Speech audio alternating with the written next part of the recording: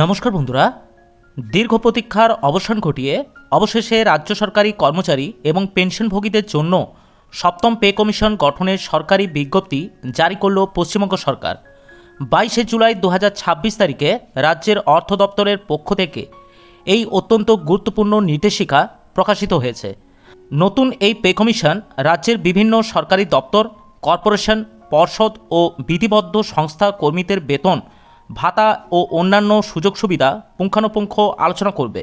নতুন pay commission মূলত যে বিষয়গুলি নিয়ে বিস্তারিত আলোচনা করবে সেগুলি হলো বর্তমান অর্থ সামাজিক পরিস্থিতি এবং প্রশাসনিক বাস্তবতার কথা মাথায় রেখে কর্মীদের মূল বেতন, মহার্ঘ ভাতা, যাতায়াত ভাতা ও অন্যান্য বিশেষ ভাতা যৌক্তিক করার বিষয়ে কমিশন প্রয়োজনীয় সুপারিশ করবে।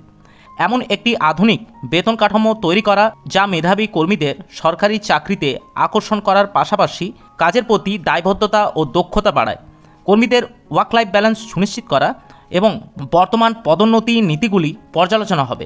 বর্তমান পেনশনভোগীদের পেনশনের কাঠামো সংশোধন করা ও ডেথ কাম রিটায়ারমেন্ট বেনিফিট ও চিকিৎসাজনিত সুবিধাগুলি আধুনিকীকরণের দিকটি খতিয়ে দেখা হবে। ভারতের অষ্টম পে কমিশনের সিদ্ধান্ত দেশের সামগ্রিক অর্থনৈতিক পরিস্থিতি এবং রাজ্যের নিজস্ব আর্থিক সম্পদের দিকটিও এই কমিশন গুরুত্বের সঙ্গে বিবেচনা করবে।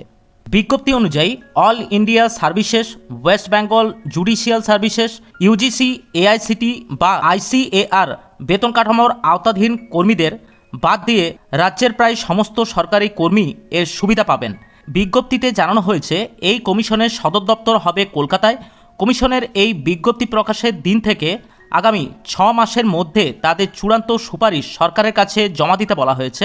তবে প্রয়োজনে কমিশন সরকারের কাছে অন্তর্বর্তীকালীন রিপোর্ট পেশ করতে পারবে।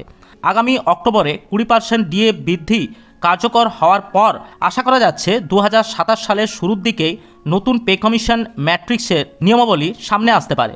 রাজ্য সরকারের কর্মীরা এখন ফিটমেন্ট ফ্যাক্টরের দিকে নজর রাখছেন, যা আনুমানিক 2.08 গুণ হতে পারে বলে মনে করা যাচ্ছে।